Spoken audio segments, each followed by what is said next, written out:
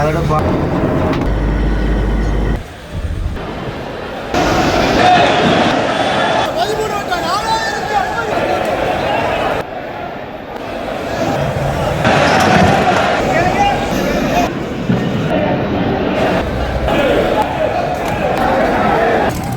அனைவருக்கும் வணக்கம். தூத்துக்குடி மீனவன். நீங்கள் இவ்வளோ நாள் ஒரு 2 மாதம் மீன் கிடைக்கிறதுக்கும் தட்டுப்பாடாக இருக்கும், மீனோட விலைகளை கேட்டாலும் பயங்கர ரேட்டில் இருக்கும். எதுக்குன்னு பார்த்தீங்கன்னா இப்படி போயிருந்துருக்கும், நல்ல ஹை பீமில் போயிருக்கும் விலை. இப்போ பார்த்தீங்கன்னா இப்படி இறங்கியிருக்கும். காரணம் வந்து 2 மாதமாக விசைப்படகு போகலை. தமிழ்நாட்டில் இன்னிலேருந்து விசைப்படகு போக ஆரம்பிச்சிட்டுங்க. எங்கள் தூத்துக்குடி கடலை பொறுத்தவரை பார்த்தீங்கன்னா காலையில் 5 மணிக்கு போட்டு ரோப்பை தட்டி விடுவாங்க, நைட்டு 11 மணிக்கெலாம் போட்டு வந்து கட்டிடுவாங்க. இது வந்து ஒரு நாள் கடலில் தான். தங்கல் கடல்லாம் எங்கள் தூத்துக்குடி விசைப்படகு வந்து போக மாட்டாங்க. போகிறதுக்கும் ரூல்ஸும் கிடையாதுங்க. இன்றைக்கி எப்போ பார்த்தாலும் தூத்துக்குடியோட மீன் வந்து தரமாக இருக்கும், டேஸ்ட்டாக இருக்குன்னு சொல்லுவாங்க. அதுக்கு காரணம் இந்த ஒரு நாள் கடல் தான். காலை 5 மணிக்கு போயிட்டு 11 மணிக்குள்ள வரனால மீன் வந்து நல்லா சூப்பராகவே இருக்கும். இன்னையிலேருந்து மீன் வந்து ரொம்ப மீன் வரப்போகுது. இன்றைக்கி முக்கியமாக ஒன்று சொல்லணும்டா, எனக்கு தெரிஞ்சு நான் இந்த லாஞ்சி கடலுக்கெல்லாம் போயிருக்கேன், எல்லா வேலையும் பார்த்துருக்கேன். லாஞ்சி அடியில் எனக்கு விவரம் தெரிஞ்சு இந்த நியூ இயர் அன்றைக்கி மட்டும் கொஞ்சம் லாஞ்சி கம்மியாக இருக்குங்க. இப்போ பார்த்தீங்கன்னா இதில் லாஞ்சியே இல்லாத மாதிரி இருக்குது. பார்த்தீங்கன்னா ஏன்னா இதில் கடந்தது 1-2 லாஞ்சி மட்டும் தான் கடந்துச்சு, மீதி எல்லா லாஞ்சியுமே கடலுக்கு போயிட்டு இது ஒரு அதிசயம் மாதிரியே சொல்லலாம். ஏன்னா இந்த 2 நாள் கடலில் வந்து லாஞ்சி இருக்கிற பாதையில் வந்து எந்த ஒரு அடிப்படையும் இல்லாமல் இருக்கும், வலை விழுகாமல் இருக்கும், யாரும் அந்த இடத்துல போய் வேறு விசைப்படகுகள் வந்து இழுக்காமல் இருக்குமா. மொதல் நாள் கடலுக்கு எல்லா போட்டும் போச்சுன்னா நல்ல மீன் வரத்து வந்து அதிகமாக வரும். அந்த லைனில் லாஞ்சி இழுக்கிற லைனில் மீன் வந்து நிற்கிறனால அந்த மொதல் நாள் கடலில் போய் மீனை போய் ஈஸியாக பிடிச்சிட்டு வந்துடுவாங்க. இது வந்து ஒரு சீசன் டைம்னே நாங்கள் சொல்லுவோம். இன்றைக்கி என்னென்ன மீன் வருது அப்படின்னு பார்க்கலாம். இது வந்து தூத்துக்குடி பிசிங்காக இருப்பார். நீங்கள் மீன் வியாபாரம் பண்ணணும் அப்படின்னு நீங்கள் நினச்சிங்கன்னா நீங்கள் வந்து மீன் வாங்க வர வேண்டிய இடம் எங்கன்னு பார்த்தீங்கன்னா தூத்துக்குடி பிசிங்காக இருப்பார். நைட்டு 8:30க்கெலாம் ஏலக்கடை ஆரம்பிச்சிருங்க. நீங்கள் 8:30க்கெலாம் இருந்தீங்கன்னா ஐஸ் வண்டியெல்லாம் போட்டுட்டு நீங்கள் எங்கேயும் மீன் எடுத்து இங்கே ஐஸ் அடித்து உங்கள் ஊருக்கு விடிய காலையில் கொண்டு போய் மீன் இறக்குனீங்கன்னு வச்சுக்கோங்களேன், சும்மா தகன்னு பலன்னு மீன் வாங்கி சாப்பிட்றவங்களும் மீன் என்னப்பா இவ்வளோ ஃப்ரெஷ்ஷாக இருக்குன்னு சொல்லிட்டு ஆச்சரியமாக வாங்குவாங்க. தூத்துக்குடியில் இருக்கிற ஃபிஷிங்காக இருப்பாருக்கு வந்து மீன் வியாபாரம் பண்ணுறதுனால வாங்கலாம். நீங்கள் வீட்டுக்கு கறிக்கு வாங்கணும் அப்படின்னு நினச்சிங்கன்னா ஒரு 4-5 பேர் சேர்ந்து வந்து இங்கே வந்து மீன் வாங்கிட்டு போகலாம். கண்டிப்பாக நீங்கள் வாங்க. தூத்துக்குடியில் நீங்கள் யாராச்சும் மீன் வாங்கியிருந்தீங்கன்னா மறக்காமல் கமெண்ட் சொல்லுங்கள். இங்கே தூத்துக்குடி மாவட்டத்தில் பார்த்தீங்கன்னா நாட்டுப்படகும் போகும், விசைப்படகும் போகும். அதனால் நாட்டுப்படகுலாம் பார்த்தீங்கன்னா காலையில் 8:30க்கு இலை கடற்கரை ஆரம்பிக்கும், 11 மணி இலை கடற்கரை இருக்குது, 3 மணி இலை கடற்கரை இருக்குங்க. இப்போ தாங்க லாஞ்சி எல்லாமே ஒவ்வொன்றா வந்து லாஞ்சடியில் வந்து கட்டிகிட்டு இருக்காங்க. ஒவ்வொரு லாஞ்சிலேருந்து வர்ற மீனை வந்து என்ன பண்ணுவாங்கன்னா ட்ரை சைக்கிளில் வந்து கூடையில் ஏற்றி கொண்டு ஏலக்கடற்கரை கொண்டு போவாங்க. என்ற லாஞ்சி இருக்கிற இடம் தள்ளி இருக்கும், ஏலக்கடற்கரை அதோட கொஞ்சம் பக்கத்துலேயே இருக்கும். இப்போ ஒவ்வொருத்தவங்களையும் பொறுத்தளவு பார்த்தீங்கன்னா என்ன பண்ணுவாங்கன்னா மீனை வந்து தனித்தனியாக பிரிச்சுட்ருப்பாங்க. சாலை தனியாக, நெத்திலி தனியாக, பருவட்டு தனியாக அப்படின்ற ஒவ்வொரு மீனையும் ரகரகமாக பிரித்து அது எல்லாத்தையுமே இந்த ஏலக்கடற்கரை கொண்டு வந்துடுவாங்க. இது வந்து இப்போ புதுசாக கட்டின ஒரு ஏலக்கடற்கரைங்க. வந்து என்ன பண்ணுவாங்கன்னா வெயில் மழை இதெல்லாம் போட்டாகணும். ஏன்னா நைட் நேரம்னாலும் மழை அடிக்கும், அந்த மழை தண்ணியோட வந்து ஏலம் போடுவாங்க அப்படிலாம் இருக்கும். இப்போ வந்து ரொம்ப பெருசாக ஒரு ஏலக்கடற்கரை கட்டிட்டாங்க.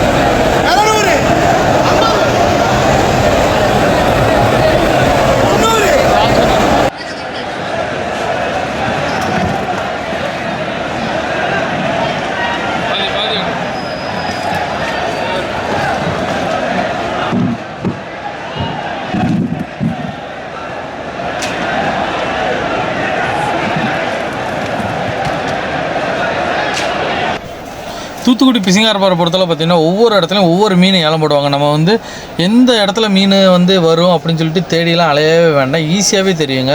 இந்த இடங்கள்லாம் பார்த்திங்கன்னு வச்சுக்கோங்களேன், சாலை இந்த காரில் இதெல்லாம் 1 ரூபா காரில் அப்படின்லாம் சொல்லுவாங்க.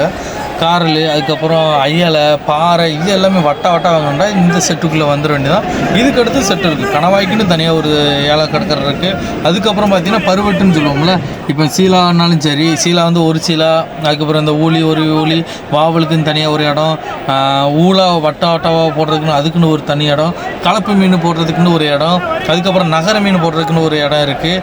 பருவட்டு இப்போ வந்து இந்த தோல் கிளாத்தி இந்த இதெல்லாம் இருக்குல்ல, அந்த மீன்லாம் போடுறதுக்குன்னு ஒவ்வொரு இடமாவே இருக்கும். அதனால் வந்து நீங்கள் வந்து இந்த இடத்துல மீன் எடுத்தாச்சு அப்போ போதும் அப்படின்னு சொல்லிட்டு நீங்கள் வேற ஒரு இடத்துல போய் மீன் எடுத்துக்கிடலாம். இப்போ சில இடங்களில் வந்து மொத்தமாக கலப்பில் போட்டிருந்தாங்கன்னு வச்சுக்கோங்களேன், இந்த இருக்கிற கூட்டங்களுக்கு வந்து எந்த இடத்துல என்ன மீன் வாங்குகிறோம் அப்படின்ட்டு தெரியாத அளவுக்கு போயிருங்க. இப்போ கோவணத்திலாம் பார்த்திங்கன்னா அதுக்குன்னு ஒரு தனியாக இடம் இருக்குது. கலசல்னால் இந்த கோழி தீவனத்துக்கு போகிற மீன்கள்லாம் இருக்குல்ல, அதுக்குன்னு தனியாக இருக்குது இடம். ஒவ்வொரு இடமாவே தூத்துக்குடியில் வந்து பிசிங்கார்பாடியில் வந்து தனித்தனியாக பிரித்து வச்சுருப்பாங்க.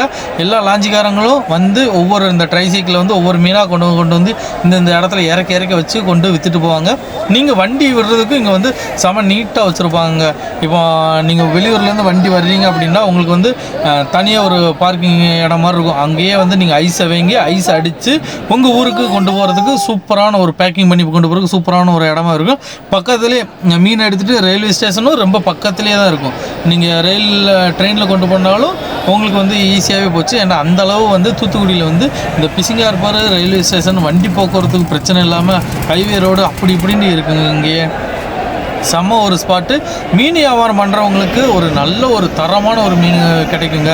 இப்போ மீன் எல்லாத்தையும் நீங்கள் பார்த்தீங்கன்னா ஒரு நாள் கடல் கரெக்டாக நீங்கள் மிஞ்சி போனால் ஒரு 12 மணி நேரம் வச்சுக்கலாம், இல்லை ஒரு 12-10 மணி நேரம் மீன் தான்.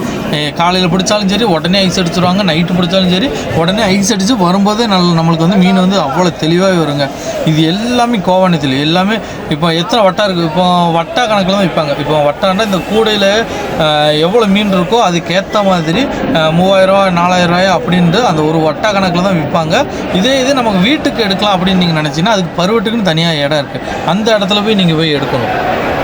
ஒரு 4-5 பேர் சேர்ந்து எடுத்துட்டீங்கன்னா உங்களுக்கு வந்து பணத்தோட அளவு வந்து கம்மியாக தெரியும், மீனோட அளவு வந்து ரொம்ப தெரியுங்க.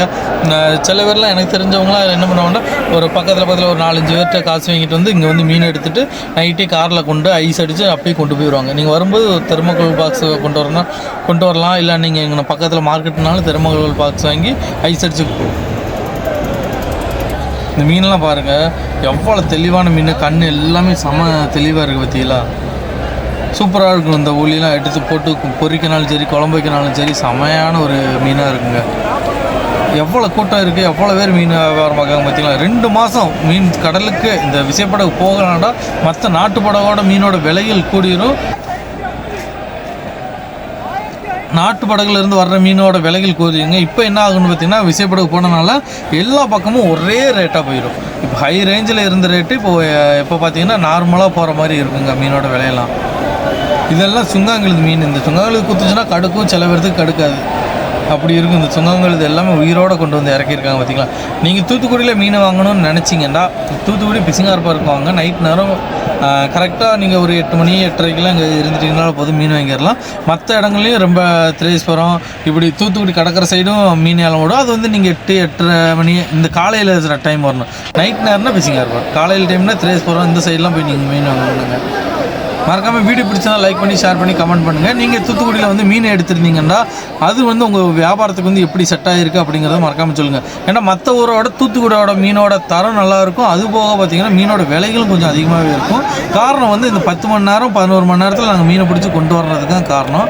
அதனால் அந்த மீனோட விலைகள் கொஞ்சம் அதிகமாகவே இருந்த மாதிரி இருக்குங்க. இது எல்லாமே பருவட்டு போடுற இடம். இதில் பார்த்திங்கன்னா எல்லா பெரிய மீனுமே வந்து தனித்தனியாக அடிக்க வச்சுட்ருப்பாங்க. கிளி மீனில் இருந்து அதுக்கப்புறம் பண்டாரிலேருந்து இந்த பெரிய பெரிய பாறைலாம் தட்டுறாங்க பார்த்தீங்களா, இப்படி மீன்லாம் இங்கே வந்து விழுந்துட்டுருக்குங்க. வீடியோ பிடிச்சிருந்தா லைக் பண்ணி ஷேர் பண்ணி கமெண்ட் பண்ணிக்கோங்க. நன்றி, வணக்கம், பாய்.